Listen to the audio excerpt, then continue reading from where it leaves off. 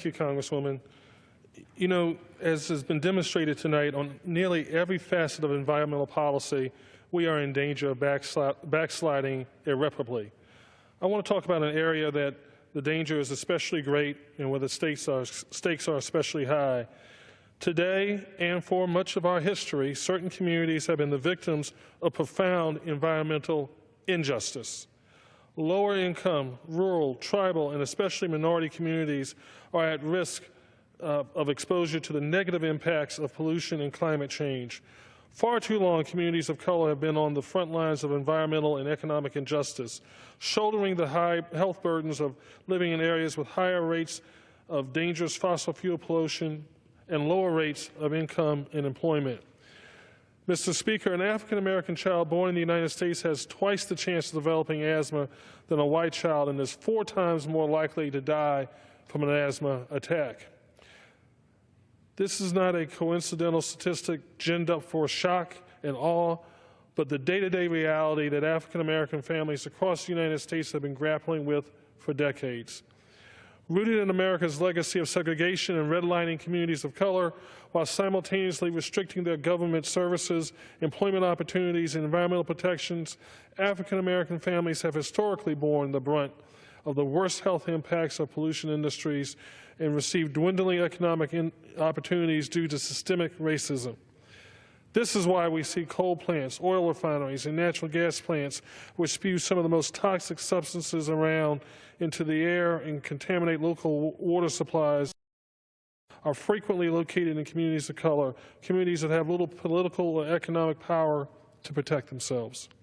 These disparities, Mr. Speaker, are unacceptable, and they did not arise in a vacuum. In many cases, they have been the avoidable results of government action or inaction. For example, according to the FY 2015's annual Environmental Justice Progress Report, quote, many low-income minority and tribal communities are disproportionately impacted by air pollution and are not able to participate in environmental decisions due to barriers that prevent them from meaningfully engaging in the political process. These voices deserve to be heard. Their silence, particularly their enforced silence, is unacceptable and is incompatible with our small d democratic values. The practical consequences of that silence are dire: poorer public health, diminished economic opportunity, and decreased quality of life.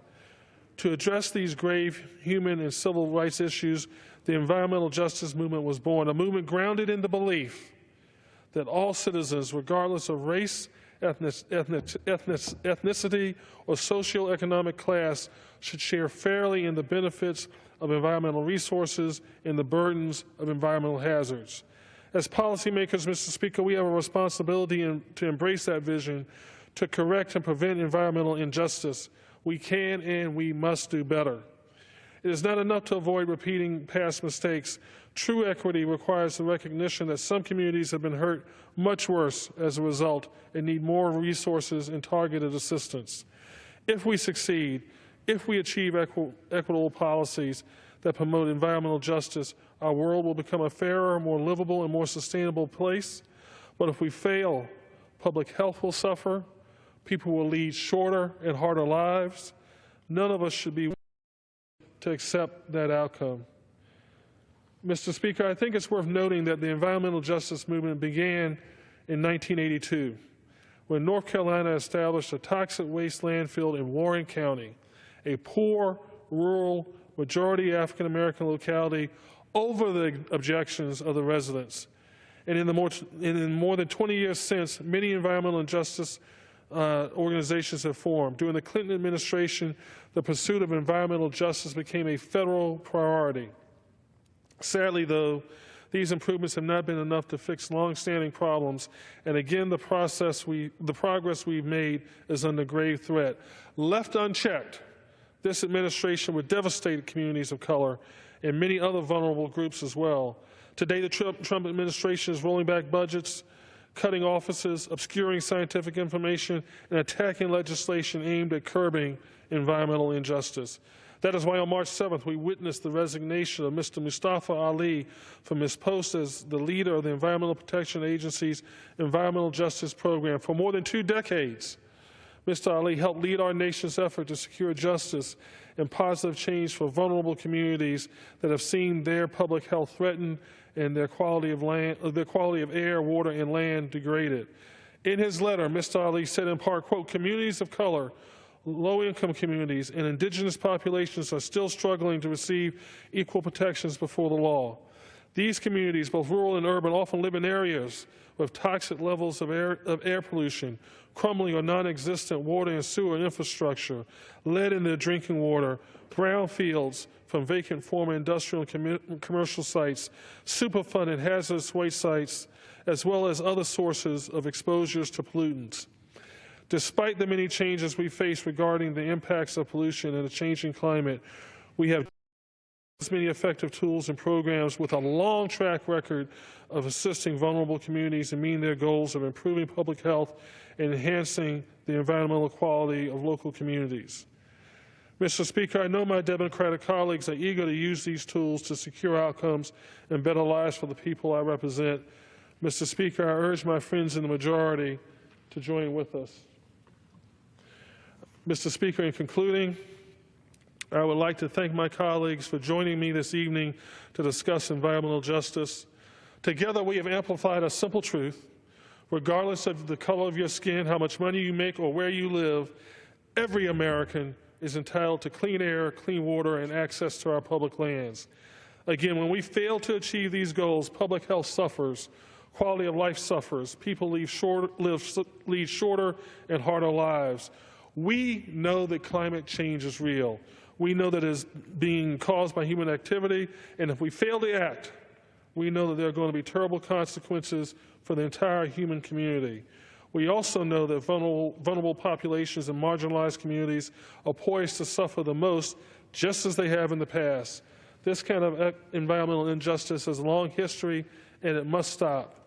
That is why this past week, I announced the creation of United for Climate and Environmental Justice Congressional Task Force alongside my colleagues, Congresswoman Jayapal from Washington State and Congresswoman Berragan from California.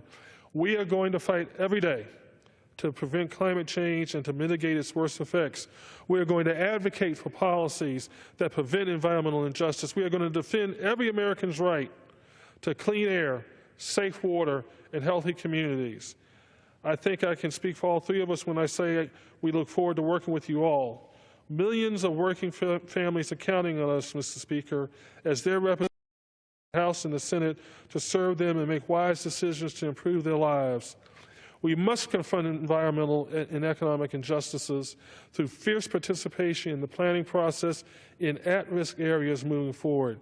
That means demanding more stringent environmental compliance and enforcement that protect communities of color from fossil fuel pollution, and demanding greater investments in clean energy deployment in historically African American communities that will create union and family wage jobs with upward mobility.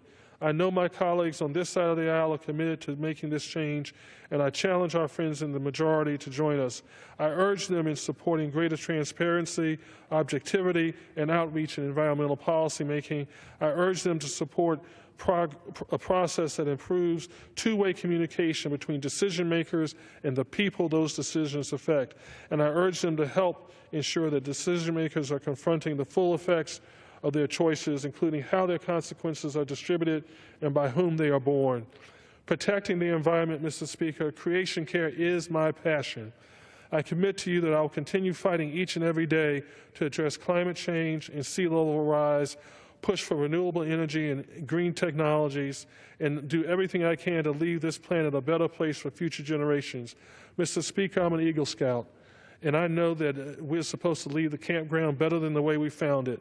The time is now to continue fighting for perhaps the most important issue of the 21st century, the environment. Mr. Speaker, I thank you for your indulgence, and Congresswoman Plaskett,